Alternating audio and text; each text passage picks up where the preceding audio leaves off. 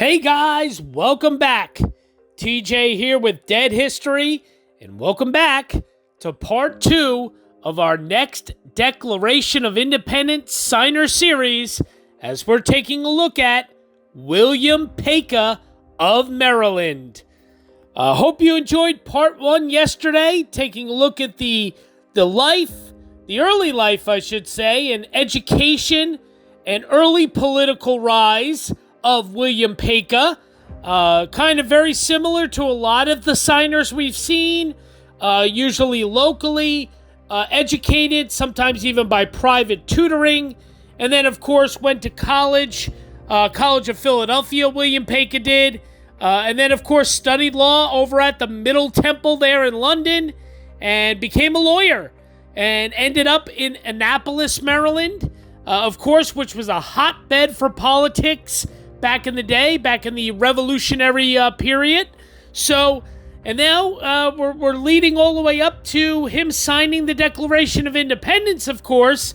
And now in part 2 today, we're going to look at the time from the signing of the Declaration all the way thereafter, his life and legacy and death, and then, of course, take a look at his gravesite there in Maryland. So let's get into it. Flying solo today for the audio portion. Let's get right into it. William Paca, Part 2, Declaration of Independence Signer Series. Here we go. William Paca continued his role as a delegate in the Continental Congress in 1776 and 1777. Paca was elected a member of the Senate of Maryland in November 1776, and in 1778, he was appointed a judge of the General Court. It was up to him to maintain stability on the Eastern Shore amidst outbreaks of treason and insurrections. He resigned later that year after accomplishing this goal.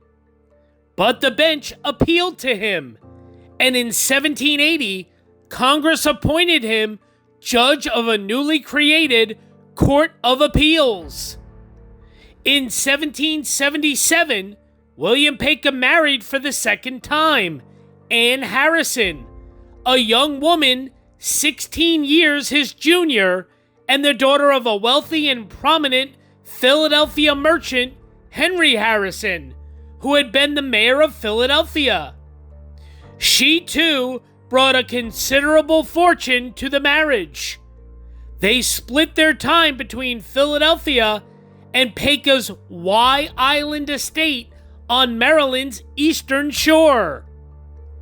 Paca sold the house in Annapolis, and Paca died in 1780 after a long illness, perhaps as a result of childbirth. She was only 23 years old. Paca never remarried. William Paca had 6 children, 2 of whom were illegitimate. He had 3 children with his first wife, Mary Chew, Henrietta Maria, who was born in 1764 and died in infancy, John Philemon, 1777 to 1840, who married Juliana Tillman, and William, who was born in 1774 and died 5 years later. Mary Chew Paca became the guardian of her niece, also named Henrietta Maria, and this has caused some confusion in the past, with some authors assuming that she was also a daughter of the Pacas, though she was not. Paca's second wife, Anne Harrison, had 1 child, Henry, who was born in 1778 and died in 1781. Thus, of his legitimate heirs, only John Philemon lived into adulthood.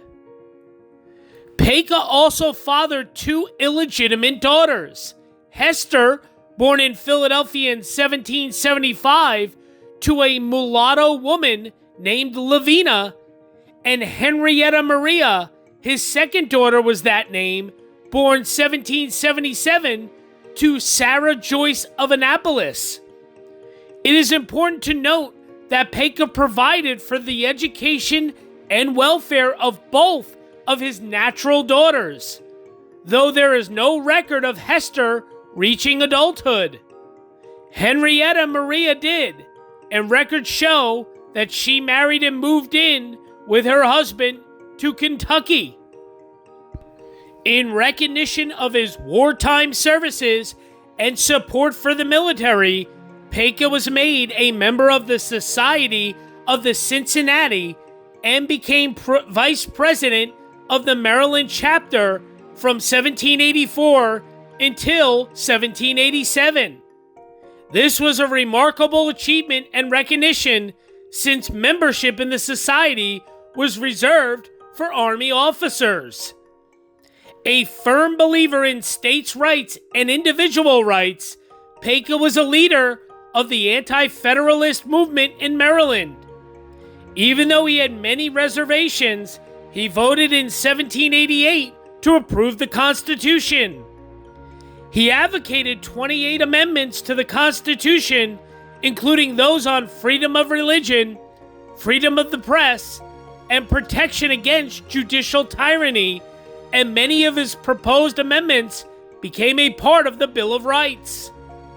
Paca continued his service to the state and the nation when President George Washington appointed him judge for the Court of Maryland in 1789.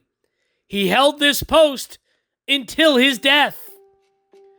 William Paca died on Y Island on October 13th of 1799, a few weeks shy of his 59th birthday. He was buried on the grounds of the estate a few miles north of Easton, Maryland. The legacy of William Paca can still be experienced by visiting his home in Annapolis. The William Paca House and Gardens have been meticulously restored, complete with the gardens and summer house depicted in Charles Willson Peale's famous portrait of Maryland signer, and is managed by the historic Annapolis Foundation. The construction of the home was completed in 1765 in a Georgian style, evoking the English country villas of the time, and has been restored. The interior features antique furniture, silverware, and works of art. Each room is designed to show various aspects of the life of William and Mary Paca. The home is noteworthy for its 2 acres of elegant gardens restored to their original appearance, including 5 terraces, a fish-shaped pond, and a wilderness garden. Y Hall, his estate on Maryland's eastern shore, is now in private hands. The original house was destroyed by fire in 1879, and the present Y Hall was built in 1936 on the foundation of the country house built by William Paca. It is a 5-part house designed in the colonial revival style and was built as a residence for the former King Edward VIII of the United Kingdom and his wife, the former Wallace Warfield of Baltimore. A highway marker has been placed near Paca's Y Plantation. But more importantly, his legacy can be felt every time one enjoys the liberties that the signers and patriots fought for. William Paca put his life and property on the line when he represented the citizens of Maryland at the Continental Congress and when he supported the troops who fought in the Revolutionary War. His reputation as a cultured, purposeful, and responsible man earned him the respect of his peers and the citizenship at large. In addition to signing the Declaration of Independence, which launched this country on its path towards democracy and freedom, William Paca set forth the amendments that would become the Bill of Rights. Though his life was touched with tragedy, Paca continued to dedicate himself to public service, one that gave birth to a new state and a new nation. So now I just want to touch on, of course, I like to try to cover these kind of things during every one of these episodes. William Paca and slavery. So there's actually a couple of articles in Maryland newspapers. This one's actually in the Baltimore Sun from 2021. And the headline says, Towson University removes names of slave-owning Marylanders from dorms. University System Board approves renaming. So, Towson University removed the names of two prominent slave-owning Marylanders from dormitory buildings. It was a unanimous approval. It basically was formed of a 10-member committee of students, faculty, and staff. It says the committee is now tasked with recommending how to replace the existing titles of Paca House and Carroll Hall, student housing buildings named from William Paca and Charles Carroll. So it's interesting because then there's another article that says Harford County, which is the county in Baltimore, to rename two schools named after slave owners. Harford County will rename two schools, William Paca / Old Post Road Elementary School and John Archer School. So basically, they're trying to rename the schools just based upon the fact of the, ugliness of, the fact that William Paca was a slave owner. Now, again, I always try to preface these things. We have to remember that slavery was probably the ugliest thing in the history of our country. At least one of them, of course, but probably the ugliest. It was, just terrible, horrid. It was horrific. Slavery went on for, hundreds of years before the United States was formed. Not obviously here in North America, which is now America, in the United States, but, even over in Europe and overseas. And, slavery was a thing for many, many, many years. Again, that doesn't make it excusable, but, I think sometimes there's a little bit of a misconception that the Founding Fathers, were the first people to, come up with the concept of slavery. They weren't. They unfortunately just went along with it. They that's how they were raised. That's what their beliefs were. And again, it's absolutely horrific and horrible. And it does not excuse the fact that they did it in any way, shape, or form. But you have to look at everything from the time, of course. You have to take history, you have to interpret it, you have to read about it, educate yourself about it, and of course draw your own conclusions. But the reality is, the people that signed the Declaration of Independence, and a lot of our founding fathers of this country, of the United States of America, a lot of them were not the greatest of people. Some of them did some very wonderful things as far as the Declaration and other things they may have done in politics or, serving their country. Some of them did some very good things, but there is a lot of ugliness to a lot of things they did, and some of them just were not very good humans. They didn't have much humanity in them when it came to, of course, the issue of slavery. So, you have to, of course, take it all into account, and that's why I like to cover these things. Now, of course, Paca, from what it says here in this article, he owned a lot of slaves, William Paca. Both articles that I'm reading from say that William Paca owned at least 100 slaves when he died in 1799. Of course, last year, Towson, this article's from 22. The Towson article was from 21. Towson renamed one of its dorms because of Paca's connection to slavery. A lot of ugliness when it comes to William Paca and slavery. There's definitely no doubt about it. There's a lot of documentation. owned at least 100 slaves, and that was at the time of his death, which again was almost in 1800. So you're looking at the end of the 1700s. So he owned slaves even well after the signing of the Declaration of Independence, well after that, and the adoption of the Constitution. Well after both of those events, Paca was still a slave-holding person, a slave-holding elite, if you would.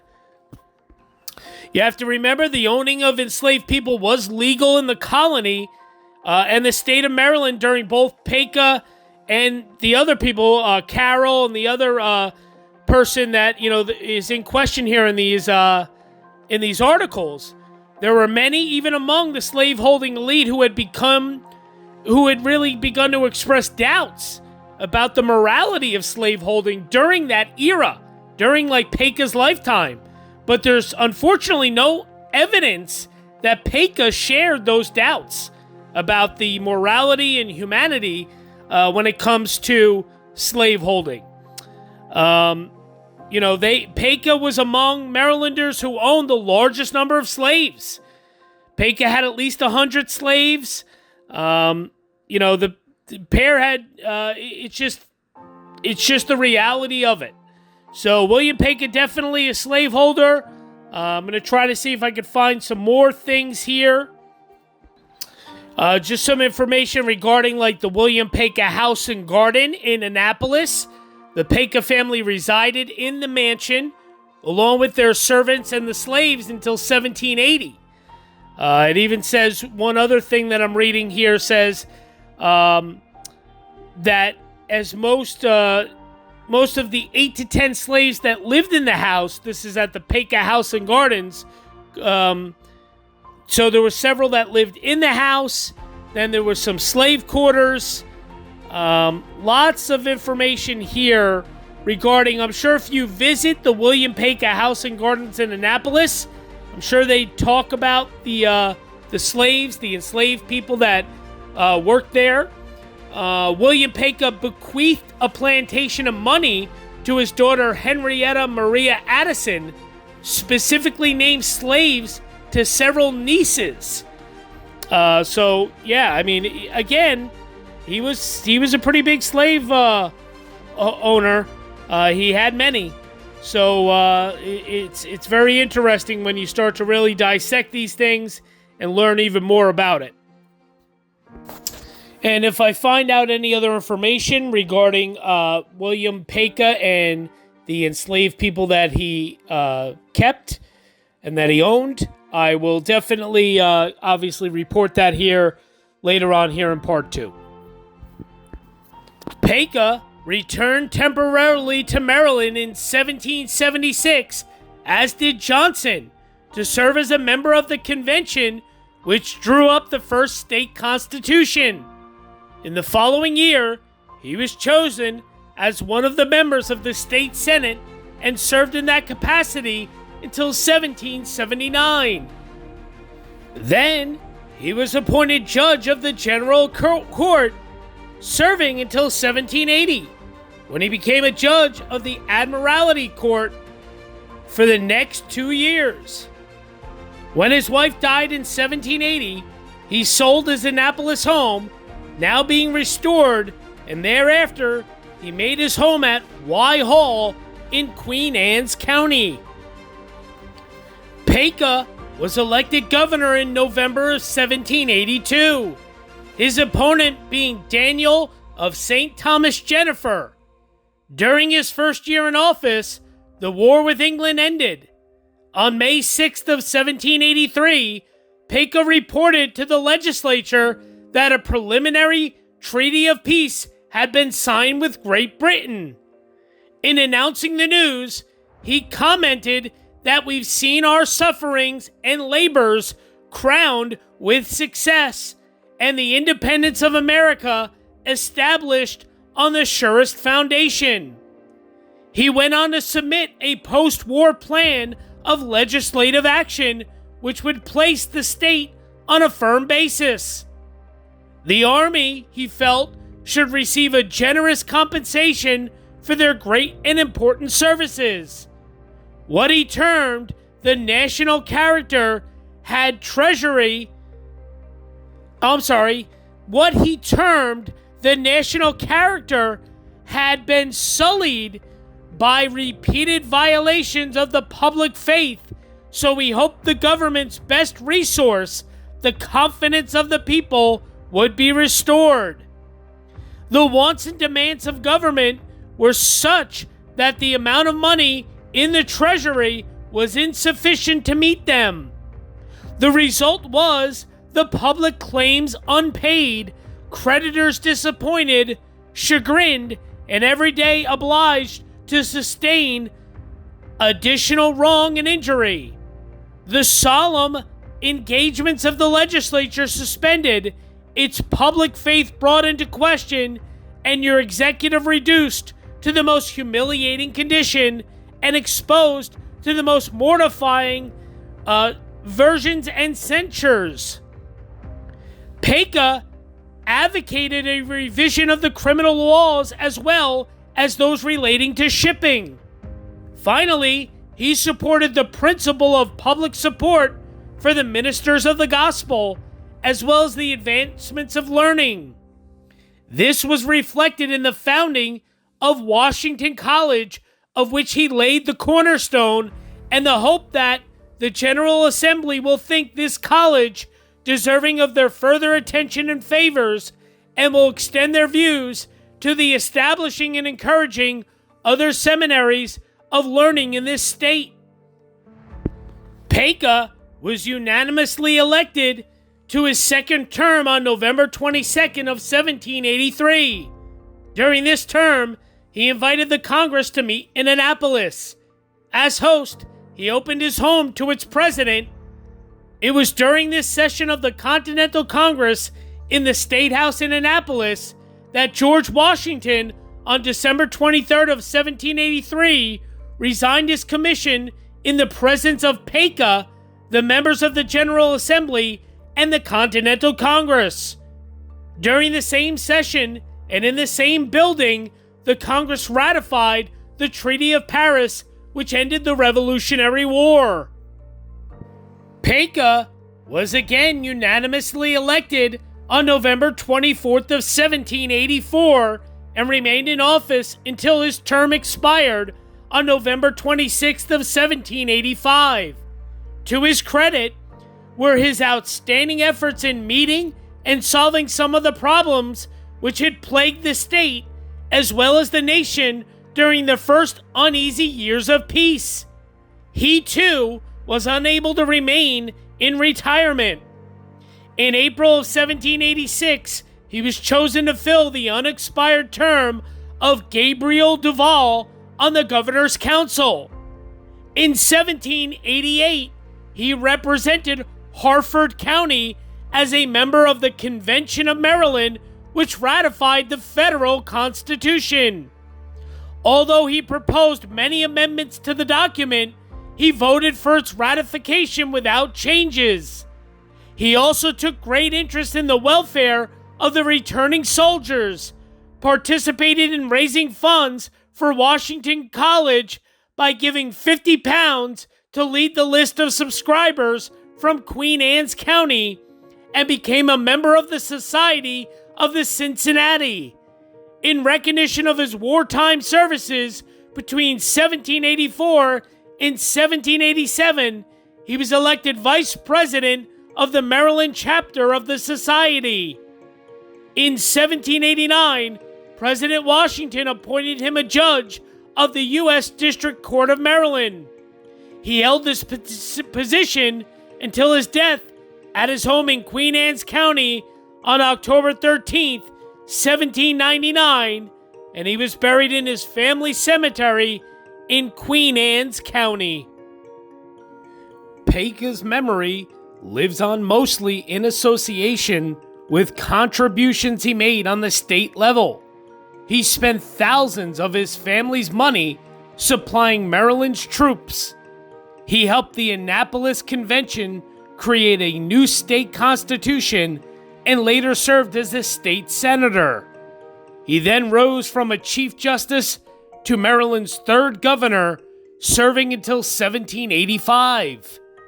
He cared deeply about veterans of the war, and during his term, worked to provide assistance for them. When Congress was debating the new Constitution, Paca supported it at the convention and drew up a list of amendments that would serve as one of the foundations for the Bill of Rights. Paca lost many of his loved ones and was said to be lonely toward the end of his days. His first wife died 10 years after their marriage, and 2 of their 3 children also died during his lifetime. He remarried, only to have his second wife die 3 years later, followed by their only child together, who died at age 2. He had 1 child out of wedlock with a free black woman. Paca's choice to acknowledge and raise their child, Hester, sending her to all the finest schools, raised more than a few eyebrows. Paca died at age 58 at his posh estate on Maryland's eastern shore. He is buried on the grounds of his old plantation on Y Island on the Chesapeake. In August of 1776, Paca was also a delegate to the convention that framed a constitution for Maryland. He was a member of Maryland's first Senate. Paca was appointed Chief Judge of the Maryland General Court from 1778 to 1784. 2 years later, he was appointed by Congress as the Chief Justice of the Court of Appeals in Admiralty and Prize cases. Paca was elected governor of Maryland in November 1782 and served 3 terms, the last term expiring November 26th of 1785. As governor, he was interested in the welfare of the returning soldiers. He was on the board of directors when Washington College was chartered at Chestertown, Maryland, and in 1783 laid the cornerstone of the first building. In 1784, Governor Paca was an honorary delegate to the council which organized the Order of the Cincinnati and was elected vice president of the Maryland Society, though the order was exclusively for those who served as Army officers. He was a delegate of the Maryland Convention, which adopted the United States Constitution in 1788. He proposed 28 amendments, but voted for adoption when the convention decided it had to accept it or reject the Constitution as it had been submitted.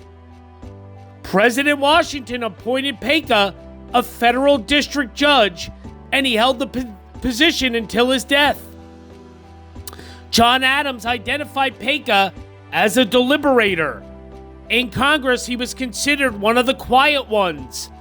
Benjamin Rush wrote that he was a good-tempered, worthy man with a sound understanding, which he was too indolent to exercise, and hence his reputation in public life was less than his talents. Rush adds that Paca was beloved and respected by all who knew him and considered at all times as a sincere patriot and honest man. A historical highway marker has been placed near Paca's Y plantation by the State Road Commission of Maryland. Few men in America, as may be gathered from the preceding sketch, were ever more estimable in their character than Governor William Paca. He possessed a mind of superior order, which was greatly improved by his intercourse with mankind and his extensive acquaintance with books. In his address, he was unusually graceful, and in his social powers was excelled by few. His attention to the young was not the least excellent trait in his character. He sought their company and took a deep interest in their moral and intellectual improvement. Even after he became governor of the state, he was in the habit of attending a club at Annapolis composed of young men and gentlemen of science. In this school, many were trained who afterwards became highly distinguished both as statesmen and lawyers. It was here that the celebrated orator William Pinckney first attracted the attention of Judge Chase, an account of whose kind conduct towards him we have in the given particulars life of that gentleman. We shall only add to this notice of Mr. Paca, that as he lived a life of distinguished usefulness, so he died, regretted by all who knew how to estimate moral worth, intellectual elevation, and political integrity. William Paca's appointment to the bench by President George Washington was opposed by some, but Washington steadfastly supported his appointment and underscored his trust in William Paca by stipulating that if it had not been for men like him, the United States would not exist. Paca attended the Maryland State Convention as a delegate and pressed for the adoption and ratification of the Constitution, but with amendments. William Paca succumbed on October 23rd of 1799 and was interred at Y Hall on Y Island, the residence of William's son John, the only known surviving child of William Paca's marriages. Y Hall was on the opposite side of the Narrows from William's residence, the Y Plantation. Paca's remains were reinterred later in the family cemetery near his plantation. After ownership of the Paca house passed to Arthur Schaff, it was later sold to Louis Neff, a prosperous merchant who also owned another prominent estate known as Primrose. In 1827, the Paca house was occupied by Chancellor Theodoric Bland, and afterward, it again changed hands several more times before it was transformed into a hotel, Carvel Hall, in the late 19th century. The historic link to the past came close to oblivion when it was scheduled for destruction during the 1960s, but some in the state of Maryland with foresight blocked its razing by purchasing the Paca House section of the tract. During 1965, the state acquired the entire tract, and within a few years, the hotel additions were demolished, leaving the Paca House and Gardens. The house has been restored and is now a national landmark open to the public. Paca's mother, who was known to have been especially attractive, also left behind a legacy. During her voyage from England to America, she had a large number of suitors, but didn't choose any of them.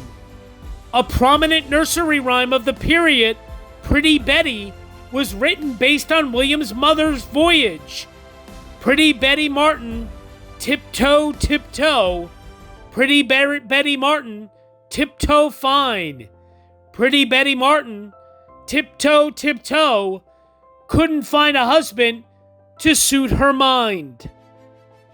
In some earlier works, it had been mentioned that one of William Paca's daughters married Consul Rubel, but there is no evidence to support the story. The only child of William from his marriages that is known to have survived to adulthood was John.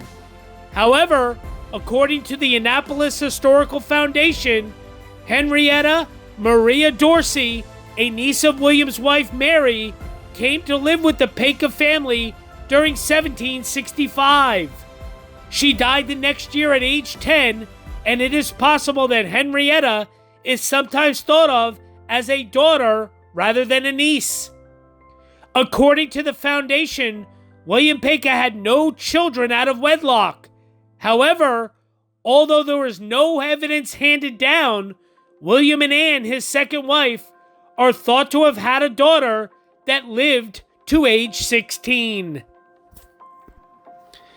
William Paca received a recess appointment from President George Washington on December 22nd of 1789 to the United States District Court for the District of Maryland to a new seat authorized by one stat. He was nominated to the same position by President Washington on February 8th of 1790. He was confirmed by the United States Senate on February 10th of 1790 and received his commission the same day. Paca's career on the federal bench had a significant impact on the admiralty jurisdiction of the federal courts in what was to become the principal business of the Supreme Court over the subsequent 4 decades.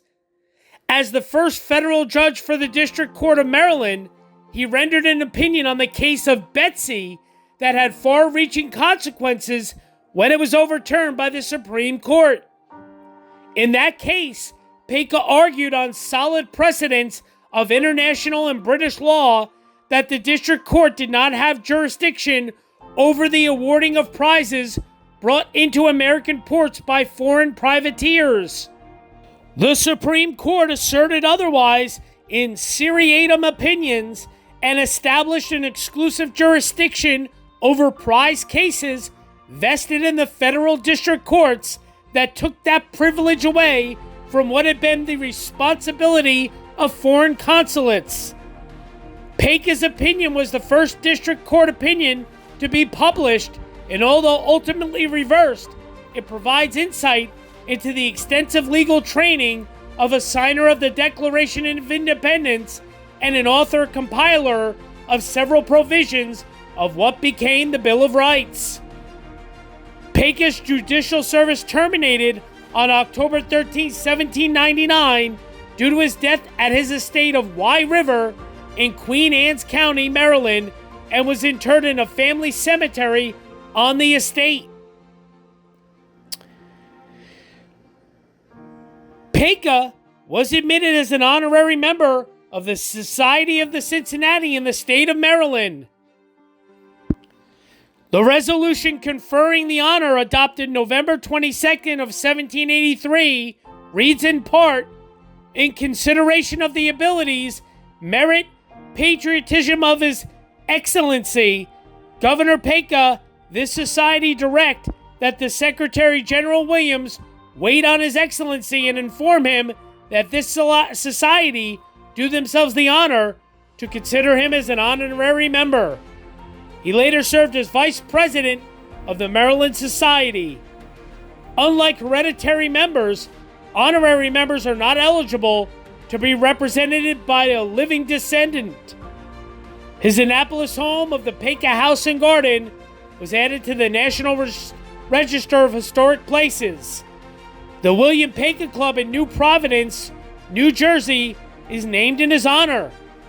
The club cites the fact that Paca was the only Italian-American besides Caesar Rodney to sign the Declaration as the reason for bestowing him this honor. The Paca Carroll House at St. John's College is named for Paca and fellow signer of the Declaration of Independence, Charles Carroll. His alleged Italian ancestry, William Paca has been described as being of Italian ancestry from Abruzzo. According to Stanley South, the rumor that the name was Italian came from a remark made in 1911 by James Cardinal Gibbons of Baltimore, who commented that he thought a relationship existed between Paca and the Italian family Pecci or Pesci. In a July 18, 1937 letter to the New York Times, a self-described descendant of Paca claimed the ancestors of William Paca were of Italian and English origin.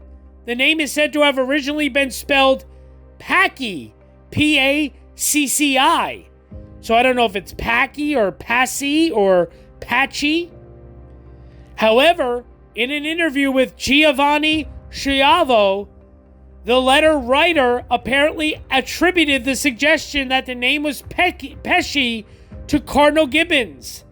Schiavo also reported that Paca mentioned Pope Leo XIII, whose surname was Pesci, during the interview. Stuyvesant and Jacobson reported that spellings of the surname of William Paca's immigrant ancestor, Robert, include Pecker, Paca, Paca, and Paca. Neither Pesci nor Paca or Pecky are attested, but that could be attributed to the fact that the Italian spelling of the name would have simply been difficult or unfamiliar to the English-speaking clerks of the time. If the Paca family did have Italian origins, they were distant. William Paca's father, John Paca, was born in Maryland, as was his grandfather, Aquila Paca. His great-grandfather, Robert Paca, was born in England in 1732 and arrived in Maryland by 1651, and may also have gone by the surname Peaker. So there you have it, guys. William Paca, signer of the Declaration of Independence from Maryland. I hope you enjoyed this part 2. Now keep in mind, any of the photos that you see of the Wye River Plantation Home, the Paca House and Gardens in Annapolis, all of those are stock photos.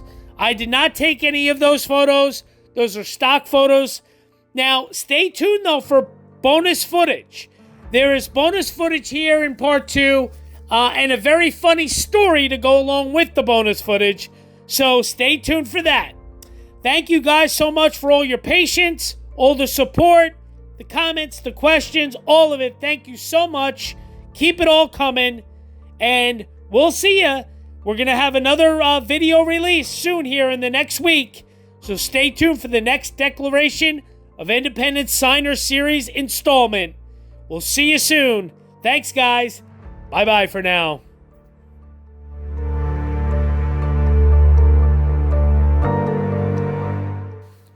Hey, guys. TJ here with Dead History. Just wanted to kind of tell you a funny story. So back in 2020, when I was driving all over the place trying to, of course, visit all of the gravesites of presidents, vice presidents, declaration signers, all of this stuff, I finally came to the time when I would have to go to Maryland to visit William Paca and his gravesite. Now, of course, as many of you know, I usually use the website findagrave.com, the excellent website findagrave.com, to assist me in finding the locations and graves of all these famous people from history. So I did that, of course. The exact date actually was May 31st of 2020. So almost 3 years ago, right around this time, of course. And the GPS from Find a Grave led me down these back roads in the eastern shores of Maryland. And eventually I came to this long dirt road and found a sign that you're probably seeing here on your screen that said Wye Hall. And of course, the sign reads, "This historic estate on the banks of the Wye River was built by William Paca, a prominent lawyer, governor of Maryland, and a signer of the Declaration of Independence. He established Wye Hall as his country home and lived here until his death in 1799. Of great interest is the terraced landscape design by Luke O'Dio, an English architect of the 18th century. The massive terraces were constructed by Paca's slaves carrying countless buckets and carts of dirt dug from fields nearby. A century later, the original mansion was damaged by fire and then suffered many years of decay before the wealthy Chicago businessman Wellesley Stillwell purchased and rebuilt Wye Hall in 1936. This estate is an important example of the American country house movement of the early 20th century. Since 1999, Wye Hall has been restored to its original grandeur, guided by archaeological and historical research conducted by the University of Maryland. Today, Wye Hall is dedicated to conservation and good stewardship of this special place. This property has been placed on the National Register of Historic Places." So, I saw this sign down this dirt road and I thought I was in the right place. This is where the GPS was telling me to go. So I started down this long dirt road, and saw the Y Hall plantation home. And then right next to it, there was a guest house. And you're going to see the couple of pictures here on the screen where you can see the plantation home, the Y Hall plantation home, and then the guest house that I pulled in front of. And I thought, well, the gravesite of William Paca must be in the backyard of this plantation home. Well, I quickly realized that I was on private property, and this was somebody's residence. Somebody lived here. And in the backyard, I actually saw somebody sitting outside, enjoying the nice evening weather, just sitting there. And I quickly realized I was not in the right place. I didn't see anything that looked like a family cemetery or anything of the such. So I got back in my car and left. No one ever said anything to me, but I definitely was on somebody's private property, which is now the current standing Y Hall. Now, apparently Paca was originally buried on this property when he first died. I didn't know that until afterward. So I didn't find his actual gravesite, which is near the Y Plantation, where the Y Plantation was that Paca owned. That is where he was reinterred and is currently buried. But it's several miles away from where Y Hall is, these pictures that you're seeing. So, pretty funny story, just wandering around somebody's property. I thought it was pretty interesting. So, enjoy the couple pictures of that Y Hall, and then, of course, enjoy the photos of me at William Paca's gravesite by myself, and then again just recently with Henry. Enjoy, guys. Bye-bye now.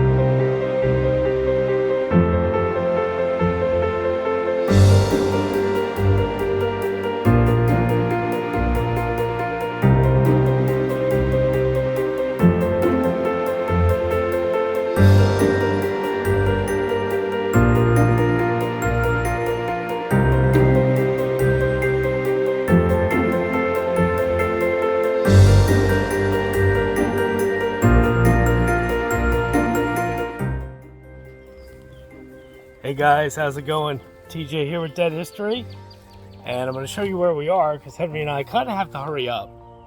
So we are here, I think that's called the Houghton or Houghton House, and we're at the grave, say hi Henry, of William Paca, the signer of the Declaration of Independence. This is William Paca's grave. Did they move? Nope, it's still there. There's his other stone that's obviously, move some of this out of the way. There we go. It's all broken up. See how it's all smashed up. And there's like other graves here. There's a sign down there at the beginning of the road that says private property, no trespassing, violators will be prosecuted. Ooh. What is prosecuted? Means arrested. Yeah. So here you go, William Paca's grave in Y Maryland, WYE. Right, Henry? William Paca, Declaration signer. Pretty cool stuff. Figured the last of our trip we'd stop by and say hi.